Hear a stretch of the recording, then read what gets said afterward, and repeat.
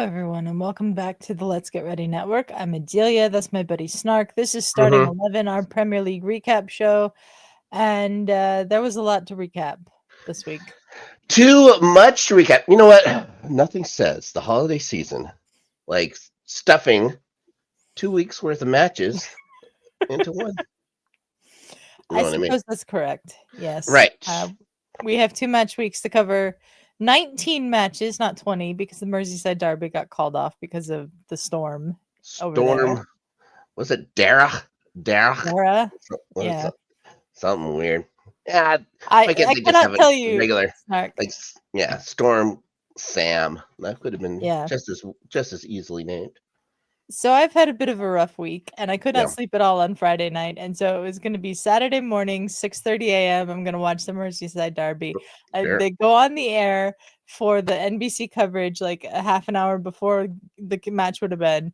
And not only is the Merseyside derby called off, but Gary Neville is in studio for NBC all weekend. Horrifying.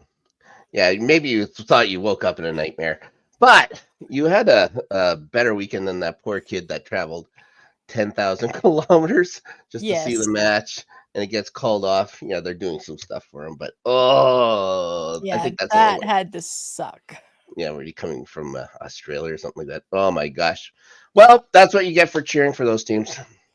You know what I mean? It could have been any of those games that got called off this weekend. It just happened to be the Merseyside derby. Yeah, and that would have been the last one at Old Goodison Park too. I guess they're going to replay it. So, yeah, I guess they're going to still have it, but it won't be the same. Anyways, let's keep going because we got lots. So I decided to break it down into teams, and we're going to go alphabetical order. And because we're not psychopaths, we don't call Bournemouth AFC Bournemouth, right? We just start with Arsenal. I figured might as well start.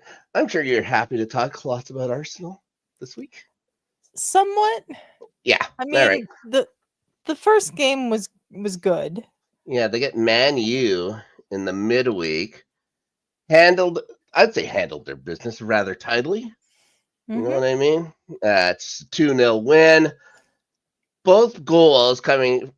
I want you to hold on to your hat because when I remind you that both goals came from corners, Adelia, I think you're pretty good at them. I saw a very amusing tweet from an angry Liverpool fan who said that they're watching prime Stoke City be title challengers, and I was like, hold on a minute here. Yeah, easy. Some differences in these teams.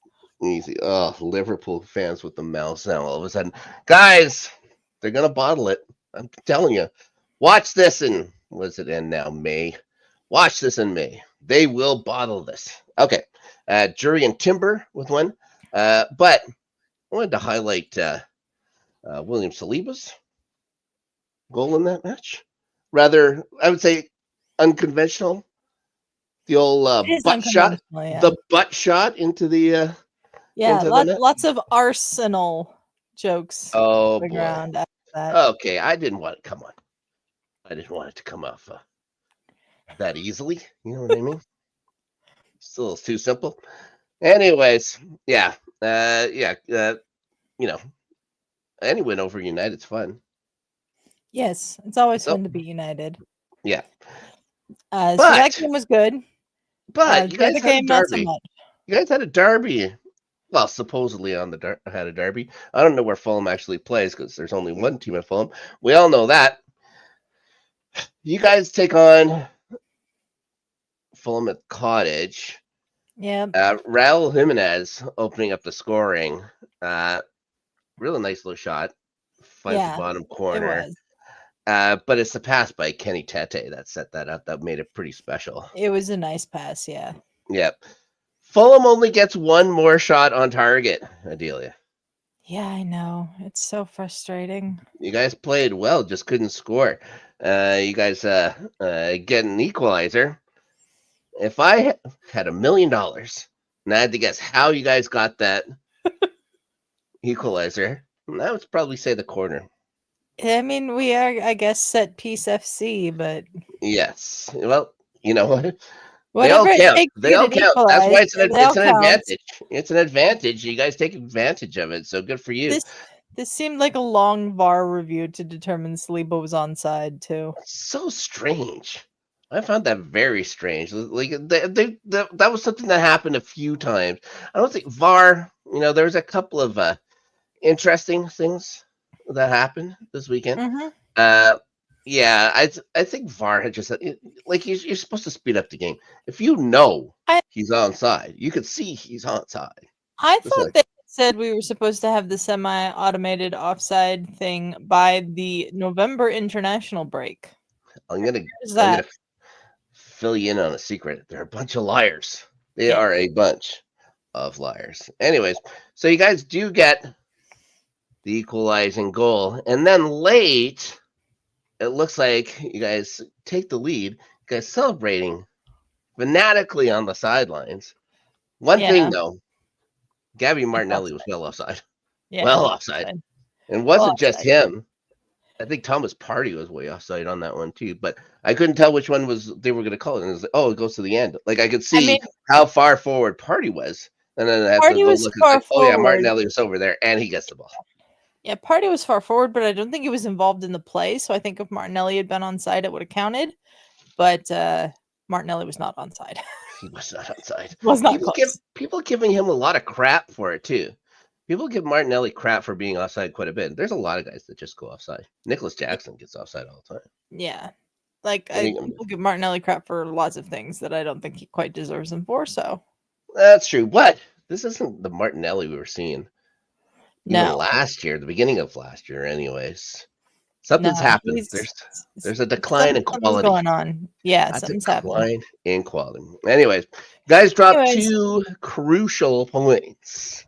Yeah. I don't know how crucial it is. It's not even Christmas time, but important points. Let's say important points.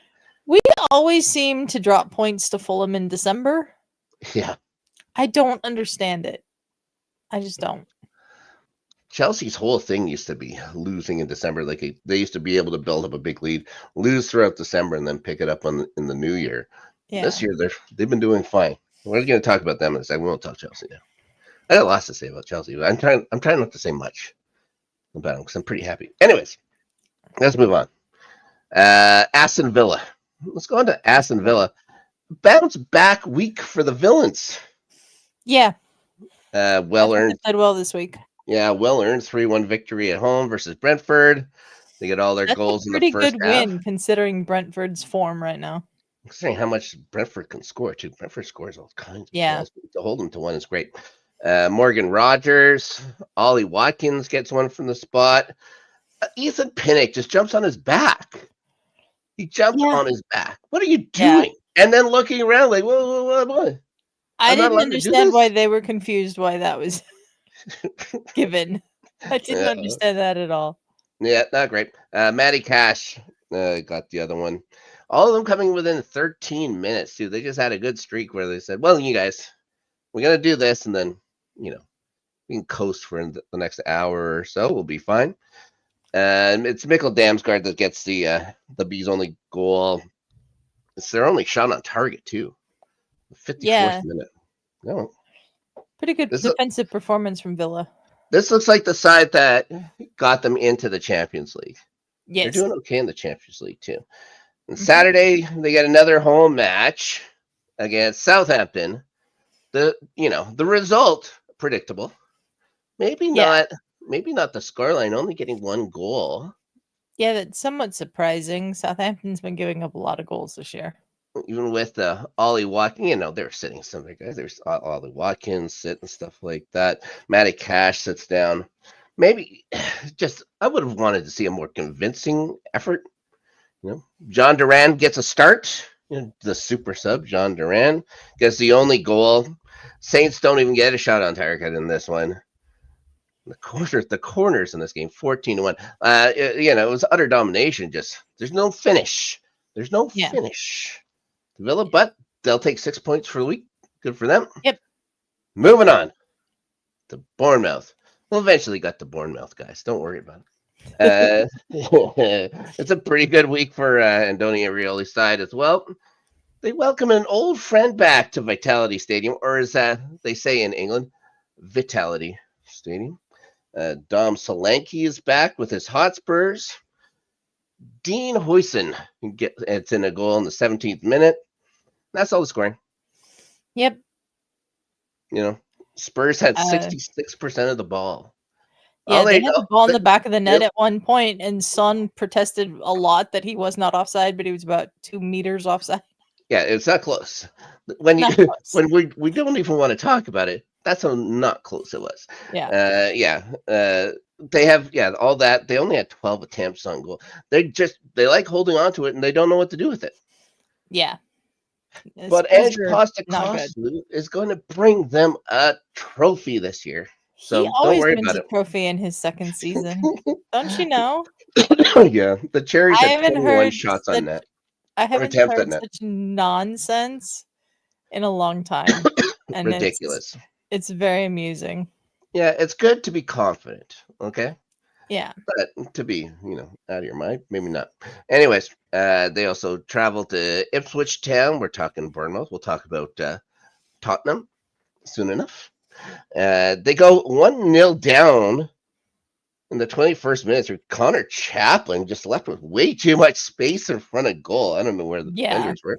Yeah, and then the score. Then they think they score another one right after that.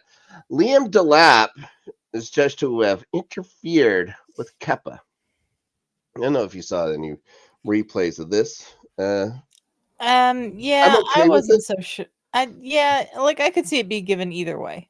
Yeah, I'm sure if it wasn't called, or I'm sure, no, it wasn't called. Maybe that's what I'm mixed up about. That it wasn't called. Yeah, VAR thought it was enough. So I don't know. There was a lot of stuff going on when that kick was coming in, though. So it was weird. Anyways, Ipswich Town doesn't get a second one. Kepa, pretty good for Bournemouth in this game. He keeps it in it until Unal finds the 87th minute equalizer. Yeah. And Muric just makes another critical mistake. He's chasing balls in the box. This is something he did last year as well. Just chasing balls around when he has to just stay home. You know what? Just stay home. And then they give 6 extra minutes in the game, and then the 5th one, Ipswich defenders just fall asleep. Yeah, I don't know what they were doing. Yeah, 2 of them are in the net, for God's sakes, when Dango Latara just taps in a winner. Yeah, Cherries are now 8th spot. Cherries! Bournemouth's having a really good season. Without Dom Solanke, they're finding goals. Yeah, without Solanke too. Like they're getting through the season pretty well so far. Yeah. Moving on to Brentford. We talked about their midweek loss to Villa. Weekend they get to take on Newcastle at the G-Tech Community Stadium. What an awful name for a place to play. Anyways, the stats column heavily weighted in Newcastle's favor, but it's a 4-2 Bees win and an entertaining game to watch. I watched this one on USA now because I was in the United States of America for the weekend. Adelia. So I watched this one on USA.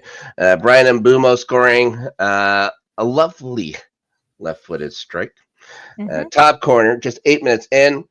Alex Isak gives it a diving header, a missile header, if you will. Very nice indeed.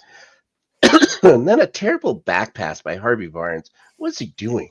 What was he thinking? Across the pitch, too. I just don't, it doesn't make any sense. Anyways, Yohan Wissa gets it. Sorry. He beats Nick Pope. The Barnes makes up for it. He scores to equalize it again. He finds some room in front of goal with the spin. Not the only spin we'll talk about. He puts it in the far corner, the 32nd minute. Goes through halftime. And in the 56th minute, Nathan Collins scores a fantastic free kick by Mark Flecken. He put the ball in some spaces. I was pretty impressed. And Kevin Sharday off the bench in the 90th. Makes it 4-2. Bees to 9th. Newcastle continue to sputter. Kind of like me. 1 second. I think Brentford have been playing really well this year. They've been inconsistent a little bit, but when they're on, and they were definitely on against Newcastle. They score goals by the bunch is crazy. All right. Brighton.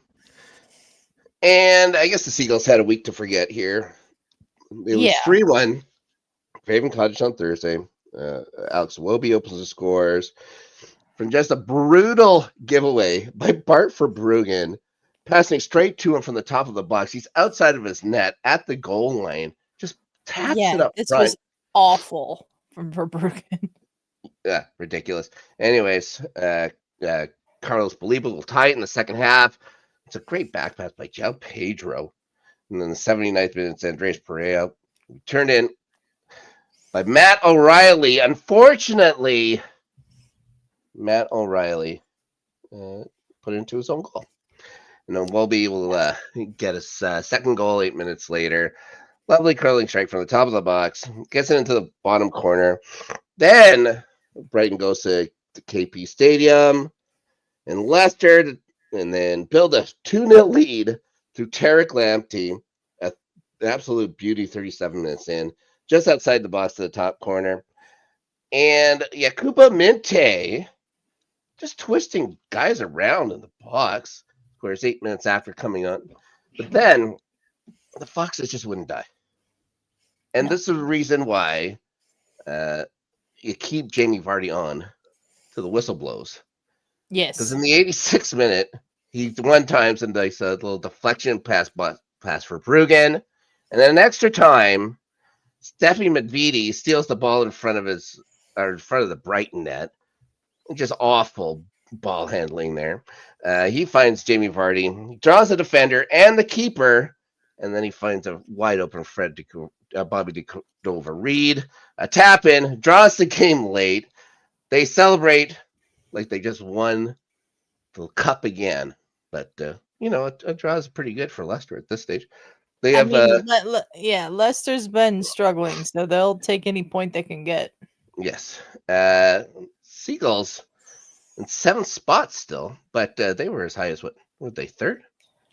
I think they were up in the top 4, yeah. Give me 1 sec. Yeah, so we're going to travel now. Chelsea going on to Southampton. Okay. I don't know how much I want to actually talk about this one because it was a 5-1 thrashing. Well, what do I have to say? I could say a lot about it. I could say, sure you could. I could say a couple of things. Ridiculous that Jack Stevens pulls Mark Cucurella's hair. It's ridiculous, yeah. Just a tug. It's just a tug. But you're so stupid. You're so stupid. They're not going to ever let that happen again. Yeah. So, of course, he gets booted. But Jadon Sancho getting his first goal for Chelsea is big. Christopher Nkunku scores. That's good for them as well. Madueke scores. Of course, Cole Palmer's turns out is pretty good as well. Now, because I wanted to go through it quick so we could talk about Chelsea going up to 3-point lane. I mean, going out to White Hart Lane, or former White Hart Lane, whatever they want to call it now. The London vaunted Tottenham Hotspur Stadium. The North London Water Closet. So, Chelsea had fallen behind 2 goals in 11 minutes. Mark Cucurella gets these boosts. And I guess Puma or something like that handed these things out. They're heavily promoting these boots. He slips twice on the 2 goals, one by Dom Solanke, the other by Kulusevski. He immediately calls the trainers over. They give him regular boots back. You see a picture of these boots in the bin after the match. There's a note that says "Sorry Blues" and Mark Cucurella. What a guy. Jadon Sancho starts to come back. Jadon Sancho now healthier. He has 2 goals in 2 games for his Chelsea account. He looks like the guy that United wanted to spend all their money on before. He's starting to find his form. Find his form. He's got wingers. Like he has. There's options here for him. All kinds of options. Speaking of options, is it who did the first one? I'm trying to remember who. Is it Pedro Porro? No. It was Yves Bissouma. Yves Bissouma had an option not to slide through Caicedo in the box, but he didn't take that option. He decided to go and slide through Caicedo in the box. Yeah. Easy pen. When you make it so easy, even Anthony Taylor has to point at the spot. Yeah. It's not a great tackle. So Kyle Palmer scores. That's great. Fantastic. Then Enzo scores again after that.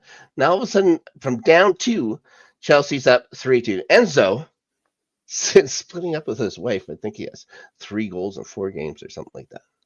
So people want him to break up with someone every week.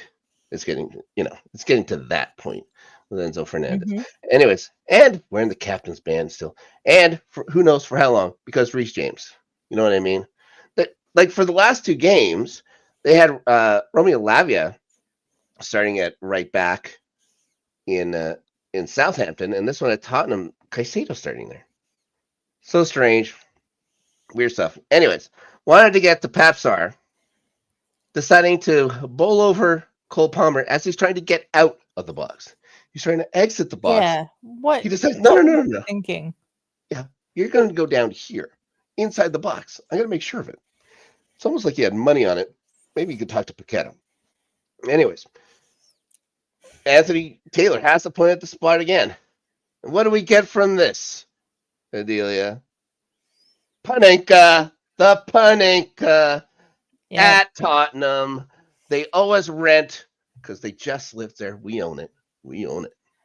Yeah, I was thinking that when I saw that goal go in, I was hoping that somewhere Zinedine Zidane was like looking like that Robert Redford meme, where he's in the woods and just does the slow nod. Lovely. I loved it. Son gets one back late, but it didn't matter. 4-3. This is the first time that Chelsea's come back from 2 goals down since 2018. That's a long time. That's a long time. That's what people are saying. Well, they were saying it in Southampton when we scored 5 goals, but it's like, yeah, it's Southampton. But yeah, this is now officially, we feel like Chelsea is back. Of course, we have a lighter schedule now. That always worries me. I think we got Brentford, then we got like Ipswich. Teams like that. Teams like Wolves, I think, is coming up as well. So this is the point where they got to bear down. They got to get some wins. Plus, they're in Kazakhstan on Thursday.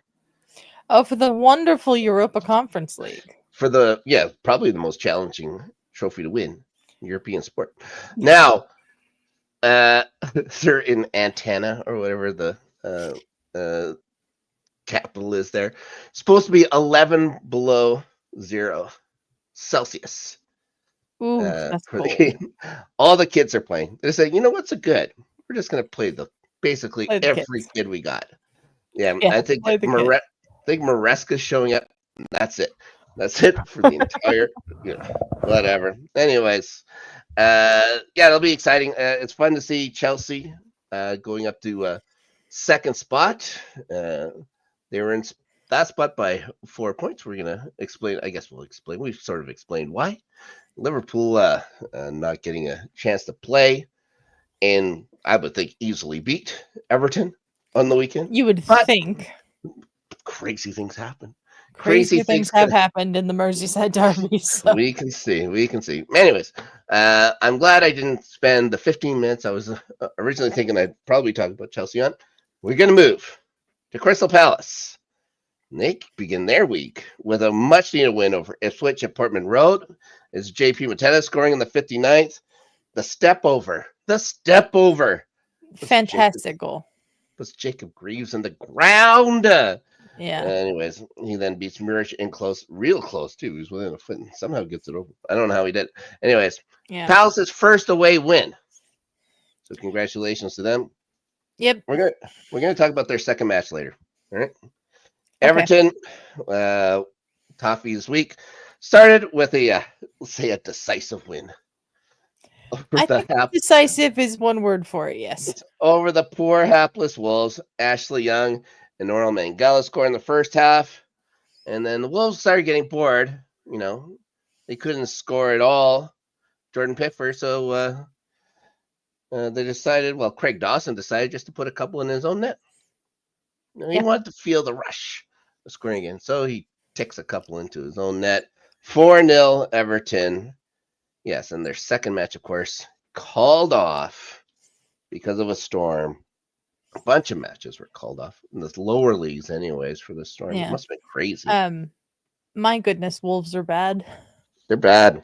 They're bad. so bad. How much longer does Gary O'Neill have a job? He got the backing of the board announcement today. So not much longer then. No, I think they got Ipswich next.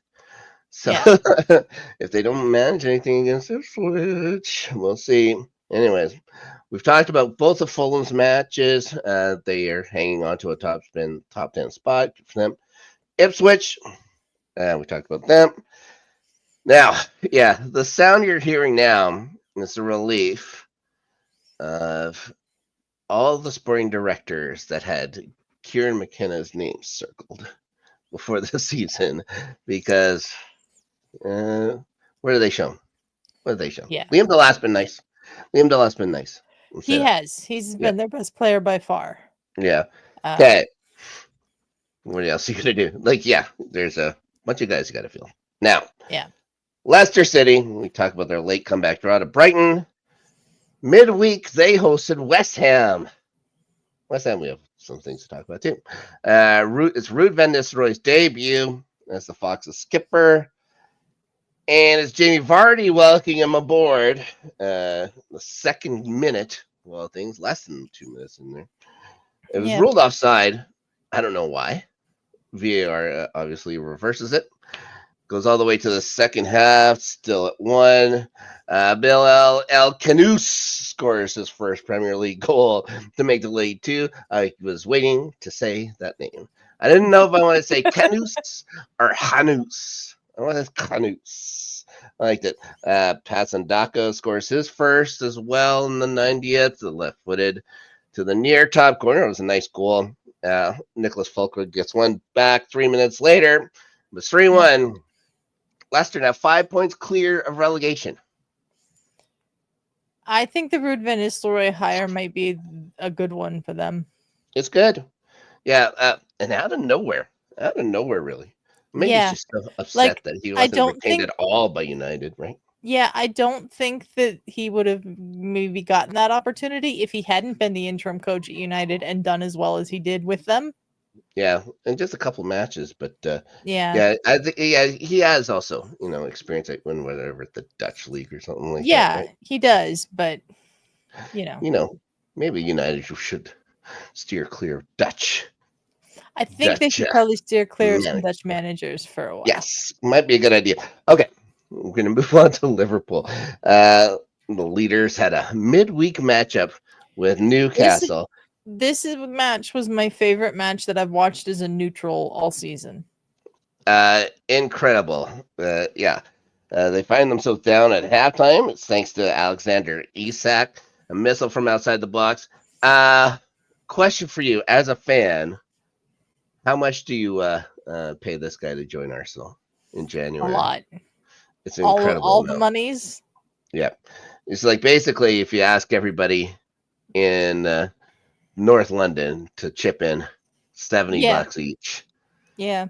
Let's give this to Alexander Isak so he comes over for a little while, because this is exactly what you guys need. Anyways, Curtis Jones ties the game in the 50th minute. Anthony Gordon regains the lead for Newcastle in the 62nd, but Mo Salah shows up.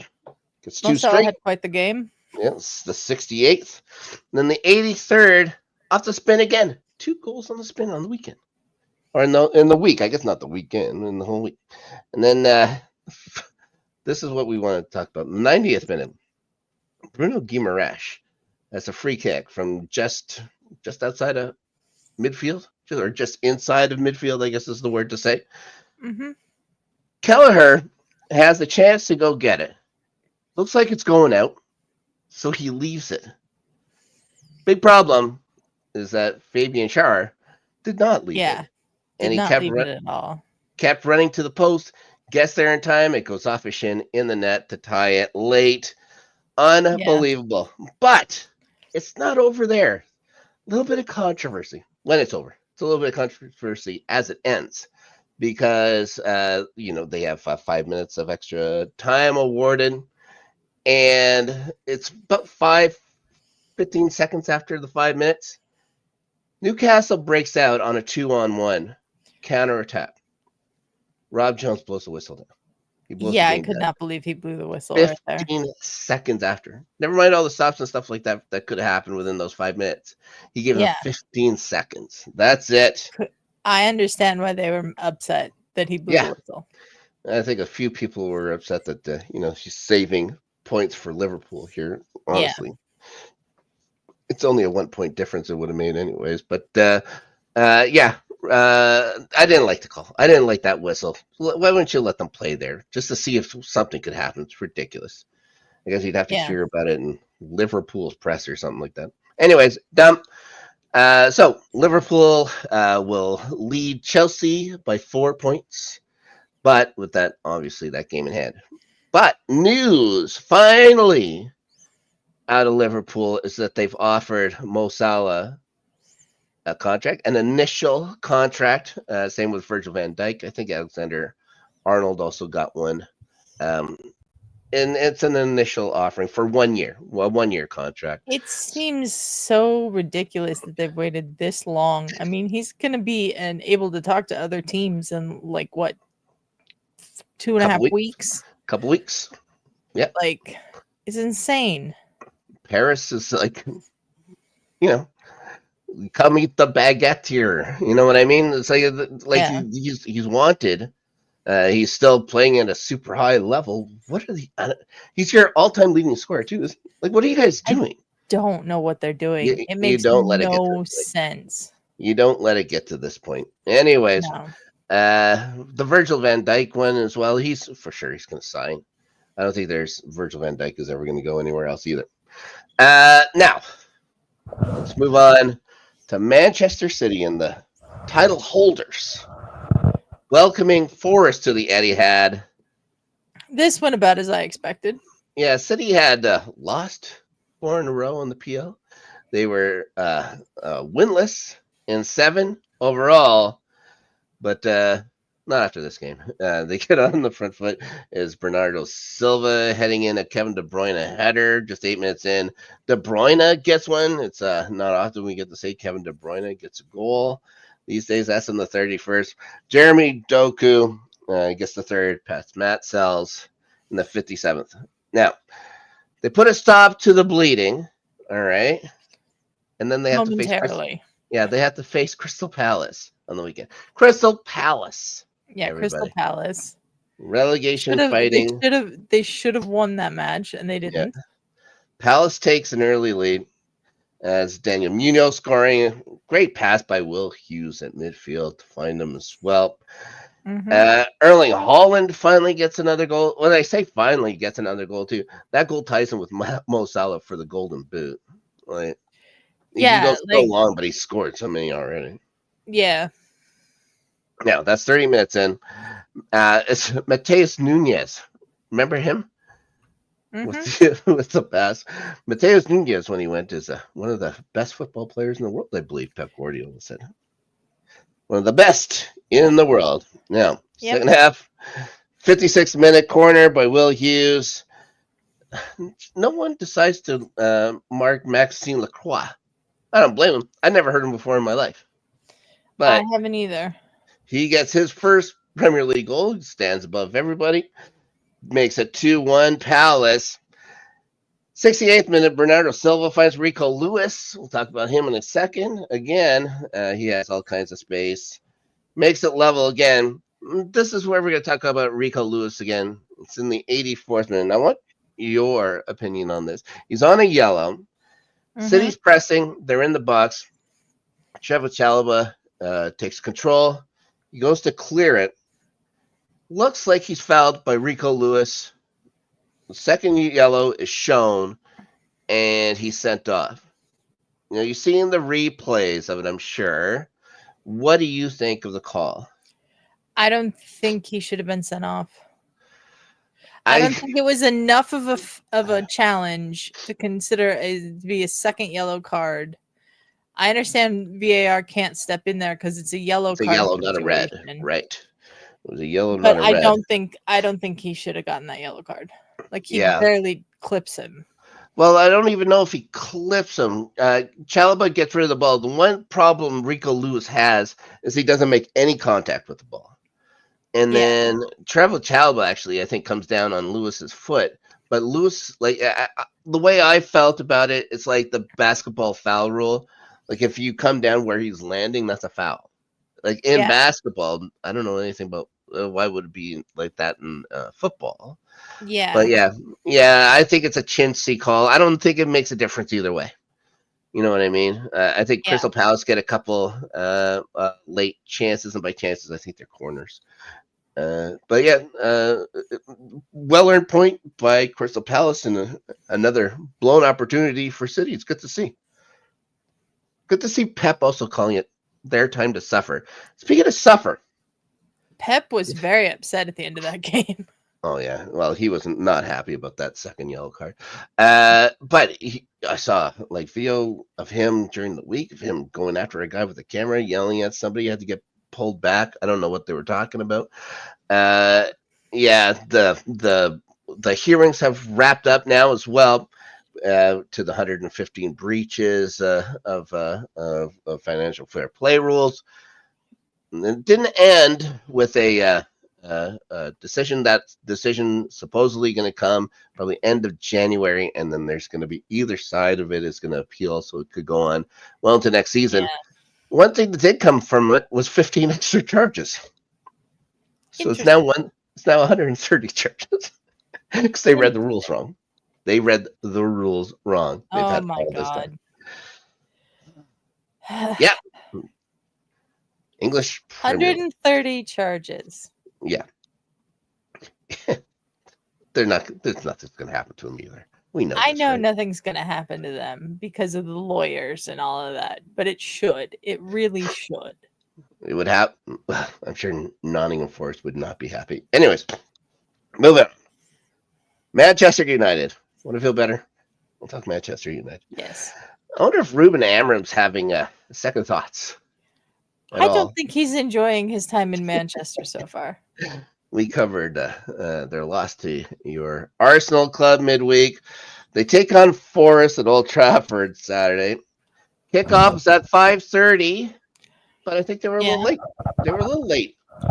Nikola Milenkovic scored from a corner less than 2 minutes in. His first Premier League goal, too. A week of Premier League first goals. How about that? Yeah. 18 minutes in, Rasmus Højlund cleans up a Garnacho rebound to tie it. Go to the second half. Guess what? Forest scores less than 2 minutes in. Yeah, they didn't show up at the start of the second half either. Well, this is a brutal pass again by Bruno Fernandes. You see that Bruno Fernandes making a poor pass. Makes this one a little more extra special. So I do not like that guy whatsoever. Yeah. Anyways, Callum Hudson-Odoi grabs it. He finds Morgan Gibbs-White. How does Onana not stop that shot from the top of the D right beside him? Know. What was he doing? You gotta imagine maybe something with the winds or something going on there. Maybe there was that awful storm, but he should have stopped that. Doesn't look good. Doesn't look good. Now, Chris Wood is going to head one in the 54th. 10 goals on the season for Chris Wood. How about that? The Kiwi. Chris Wood. Bruno Fernandes does end up pulling one back for United in the 61st. But United fall again. They're 13th overall. Manchester United. What an age we're living in. What a beautiful age. It's wonderful. My favorite part of Gary Neville being in the NBC studios this weekend was when they asked him to evaluate the United team. And he just basically said none of them would get into any of the other top 6 teams in the league. None of them would get into Arsenal's team. None of them would get into Chelsea's team. And just listening to him talk about how it's a complete rebuild, they need to get rid of basically everyone and start over was very, very fun for me. Well, they did start over. They started by sacking their sporting director that they've had for 5 months. Yeah. This is how you do it. You start from the top down. Yeah, I saw a wonderful post on Blue Sky, which I could not find. I wanted to put it in the Discord. where somebody had said, "Is it time we start talking about whether Sir Jim is just a next level Mike Ashley?" Yeah. I really found that very amusing. I laughed really hard at 4 a.m. last night. Yeah. So some of the people Dan Ashworth has been involved in getting for 200 million pounds. Matthias de Ligt, Manuel Ugarte, Lenny Yoro, Nusser Mezraoui, what a find. And Josh Xerxes. Josh Xerxes probably the only one that's been half decent out of any of those guys. 200 million pounds. But he's still like way behind Hoyland, I think. Xerxes. Oh, yeah. For a starting spot. Yeah. So, and that's not great. That's not great at all. If you're that far behind Hoyland. Yeah. Okay. Not great. Manchester United being this terrible has been the highlight of my latter half of the year. It's been fun. We can't always win the trophy. You know what I mean? Trophy hasn't won the Premier League in a few years now. But we can have this. And this could be enough. We can have this. Could be very well enough. Supposedly Asher's also wanted them to hire an English manager. They didn't want them to go to Portugal to get a guy. He wanted Southgate. You think Southgate does anything with this club either? Probably does worse. No, I don't think anyone can do anything with this club. No. Now we're going to move on. Newcastle, we talked about their matches. Interesting thing, Eddie Howe's starting to show up on those sack bet lists now. He's like far. He's like 5th or 6th now. But to say that Eddie Howe's on those lists, not great. Just so Newcastle is having not a great season. Not a great season. I think they're biting off more than they can chew. They're a nice place club. You know what I mean? Know your role. Magpies. Anyways, moving on. Nottingham Forest. They play both Manchesters. They managed 3 points out of it, which is fine. That's pretty good. Yeah. They're 5th in the table this year. They're doing really, really well. When they hired Nuno, I did not think that was going to work out, and it's working out pretty well so far. It's working out great. They haven't had a single point deducted from them all year, which is nice. That's also helpful. Not yet. Yeah, it is helpful. Okay, Tottenham. The Spurs lose 1-0 to Bournemouth, of course. Blow that 2-lead goal to their daddies in West London. Ange Postecoglou. How is this guy not in danger? I hope he's not in danger. I'm going to say this. I hope he's not in danger either. I hope he's with them forever and ever. I hope they one day, build a very small statue for Ange Postecoglou. Yeah. Oh boy. I mean, the guy showed up and got 4 Manager of the Month awards. In a row. Year. Yeah, it's like, oh, no problem. The Premier League's no problem. Ange Postecoglou. Yeah. And then there's that match against Chelsea, and they lose 2 guys, and they lose 4-1 at home, and that was it for them. Everything went there. There's like, this is how you defeat a high line. Yep. Yeah, I think it took Poch to show you guys that. Ridiculous. Anyways, one last match. West Ham and Wolves. Now, the last 2 teams to cover, the last 2 teams alphabetically, which helps. And it was the last match played on Monday. Yeah. Now, West Ham had lost to Leicester. Wolves, of course, got beat around pretty good by Everton. First thing we got to talk about is Michael Antonio getting into a car accident. I'm not sure if it's a single car accident or what. I haven't heard. I haven't heard either. Yeah, he crashed his Ferrari. He had to get cut out of it. His legs were trapped into it. He had surgery. They just say on his lower leg, so I don't know. I don't know if it's just the bone that had to get replaced, if there was muscle tear as well. Looking at least a year in recovery for him. That's the best case scenario. Julian Lopetegui called it a miracle. He actually survived it, for goodness sakes. Certainly sounds that way. Guys, it was a hell of a storm. What are you doing driving a Ferrari out in it? You know what? I'm sure you've made more than $30. You can get a cab. Just get a cab. Yeah. Yeah. Ridiculous. Anyways, I best of luck to him. somehow Like managed all to that said, miss best the of new. luck to him.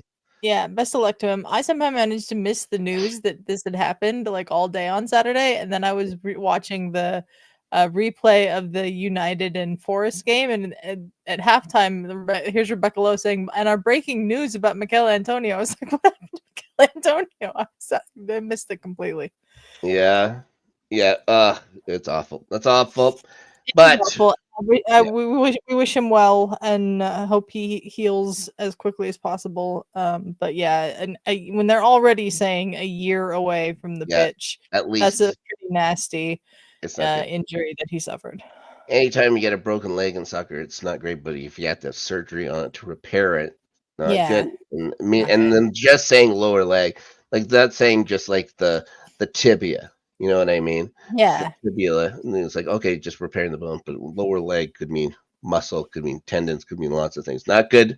the Not whole good. foot, all of Yet it. Yeah, he had shown up in every West Ham match. That's something I didn't know. The season, I, and then just the yeah, one goal, just the one goal. But yeah. you know, now they're But I now they're in love. a hunt for a backup striker come Yeah, January as well. and a lovely moment from Jared Bowen when he scored in this match to go get Yeah, the for sure. jersey and hold it up. So Thomas Susek gets the first goal. No scoring in the first half. West Ham had a number of chances. It's Thomas Susek that gets the first goal. He goes right to the camera and yells into it about Antonio for Antonio for Antonio. Fogging up the camera while he did and stuff like that. You have to remember that it's cold. It was it cold was cold. Yes, in cold. London that day. I like to think maybe he had really bad breath. Bad breath made it cloudy like that. I know Anyways, you hate West Ham. Matt Doherty is the one who gets the Wolves goal. They lose 2-1. Ryan Nuri had a nice pass to get it to him there. Yeah. West Ham say, yeah, Jaron Bowen's goal comes in the 72nd minute and raising up the shirt and stuff like that. Eventually, Wolves are a mess. And like I said, They're terrible. yeah, they only have 9 points. You know, Yeah, it's like in the kiss of death is the backing of the board, right? Awful. yeah. Awful. I mean, yeah. Anyways, West Ham's See, 14th. That's not too inspiring either. This is no. something to save Lopetegui. If something to save Lopetegui is beating Wolves at this point, you're in a lot of trouble as well. You know what I mean? Yep. Yep. Now we have one more bit of business before we talk about our week in predictions. Okay. Coming from the PGMLL, I am still surprised that they actually did this. they have fired. Well, they say fired, but David Coot has been let go of his relieved of his duties on the pitch. There's numerous videos of him, some white powders with him bashing Liverpool. You know, I don't think he should be punished for that. You know what I mean? Well, I guess because I he's mean, supposed in to the be an interest of impartial fairness and referee. impartiality, yes, you should Yeah, get in trouble for you, that. you shouldn't make fun of the No scout. matter how much you agree with what he said, Yeah, the you should one get in thing trouble. is that the PGMOL, will always back David and he continues his well-being journey or something like that. That just means they're going to pay him. They're going to pay him. Yeah. Yeah, they're still paying. They probably signed an NDA and like you can leave. That's just a conspiracy thing. There should be more of these guys to come. Like there's pictures from Indonesia of guys, and yeah. There's a lot of stuff that's not great about the PGMOL, including the guy that runs it. But that's for another day. We're going to talk about the predictions. Ferris sent you a note I saw in our on our Discord that congratulating you for winning the week because He did. he forgot to do any Saturday matches. And the problem is, Which I amusingly had to reply to him, "You're still ahead of me yeah, it was because I pretty did not close. do well." It was pretty close between all of us. I ended up getting that week. I got 4 right for Yeah. the 9. You each got 3, and then I only got 3 midweek. I'm proud of the one I for sure got in Chelsea. But you got 4. Ferris finishes 5-5. Yeah. Midweek. It was a weird week. There was a lot. Yeah. It was a weird one. Ferris is good at this predicting thing. Way better than me. I can tell you that. So I'm pretty Ferris terrible is at it. pretty good at the predicting thing, but what am I like? I'm 1 behind him or 2 behind him now? 2 behind him. You're doing good. I was starting to fade. I'm starting to fade. Really amused when he said, congrats on winning. I was like, you're still ahead of me. What a jerk. What a jerk. Okay. Now, I'm trying to find. Oh, here we go. How do I get back into the thing? Dark Knight. Here we are. So we're going to go through our predictions. I'm going to do this so that I don't forget to do it. Ferris should have been playing along with us. First match. Oh, look at this. This is going to be a tight one. See what you think of Arsenal and Everton. Now, you guys are at home. You're still picking Arsenal? Yes, obviously, I'm still picking Arsenal. Yeah, Arsenal. I'm going to choose that as well. Liverpool. Snark, the day that I don't pick Arsenal on this show. Yes. Have me committed somewhere. I said I'd rather be wrong. Liverpool and Fulham. Liverpool. Yeah, Liverpool's going to beat these guys up. Newcastle and Leicester, and this one might be more difficult to pick. I'm still going Newcastle at home. I just don't trust Leicester at all yet. Yeah, Newcastle's a good pick. Here's a tough one. At the Molineux, Wolves and Ipswich. I went draw on that one. I don't trust either of these teams. Wolves have to win this match. They do. A must win. I'm going to pick them to do it. I wouldn't be surprised at all if they lose points in this one. Also because my predicting, not great. Not great. Okay, moving on. City Ground. Forest and Aston Villa, and this could be a really good match. This, I think, will be a really good match. I'm going to pick Aston Villa. Ooh, I say that Forest only does a couple things. One of them is win at home. So I'm going to go Forest on this one. So we're going to be at odds over that. Brighton and Hove Albion take on Crystal Palace. Maybe a rejuvenated Palace. Maybe a slumping Brighton. But yeah, Brighton should win this game at home. That shouldn't be a problem for them. Interesting. Manchester Derby at the Etihad. I'm going City, but I could see this being a draw. I sure want to push that draw button just for the chaos. Just for the chaos. Yeah, I'm doing it. All right, draw. Okay. Over at Stamford Bridge, Chelsea gets West London neighbors, Brentford. I think this will also be a good game, but I'm going Chelsea. Chelsea should win this game. But Brentford can score, so Chelsea's just going to have to outscore. That's it. Because do I trust David Sanchez yet? Nope. Robert Sanchez? David Sanchez. Who the heck's that? Southampton. Who's David Sanchez? Yeah. Southampton gets Tottenham at home. I will go Tottenham. Yes. Though I will laugh hysterically if Southampton wins this game. Southampton wins and Postecoglou doesn't get back on the bus. Yeah. He gets fired in the dugout like Carlos Ancelotti. Bournemouth and West Ham is the last matchup on Monday. Bournemouth. Yeah, Bournemouth should beat West Ham. They got their emotional high, but that's going to be it. Bournemouth is going to beat them up. All right, that's it. All right. Thank you, everyone, for joining us this week here on Starting 11. Snark, where can people find you?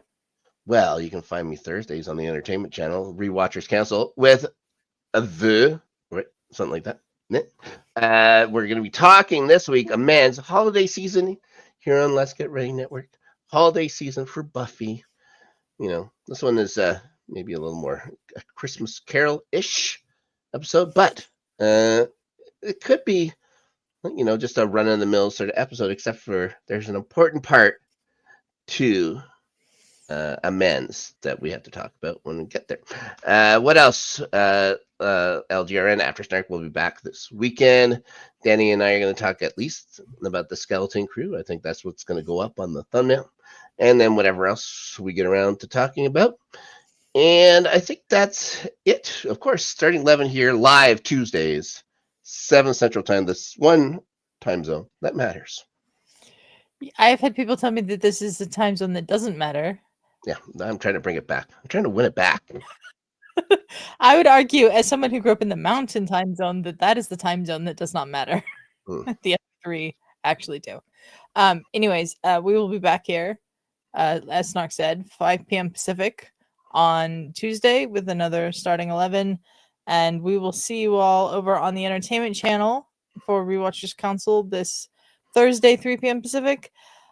Subscribe over on the Entertainment Channel, please. We are getting so close to 1,000 subscribers over there. We'd really love to hit it by the end of the year. Really would appreciate that. There's links to both the channels in the description of this episode, so please go over there and subscribe. We'd really appreciate it. But until next time, we are out of here.